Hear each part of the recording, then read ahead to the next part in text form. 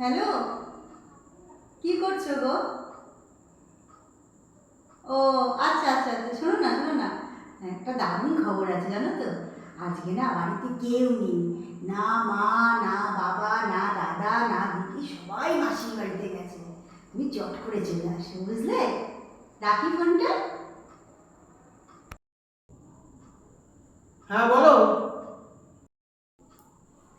ও তাই? কি আনন্দের খবর? কি খবর? হ্যাঁ, দাঁড়াও দাঁড়াও, দেখো না।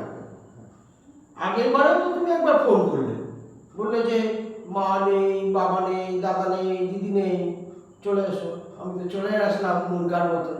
এসে কি হলো? আমাকে বাজারে দোকান যেসব ছিল ওগুলো সব গোছাতে বললো। আমি আর আসছি না, আমি জানি আমি আর আসবো না। ও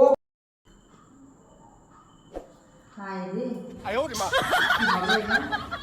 তো অনেক চালাক হয়ে গেছে, নিশ্চয়ই কারোর পাল্লায় পড়েছে, মানে এত বুদ্ধি কি করে এলো? ওর তো এত বুদ্ধি নেই। কি করি, আমি ভেবেছিলাম এবছর পুজোর মার্কেটিংটা ওকে দিয়ে সেরে নেবো।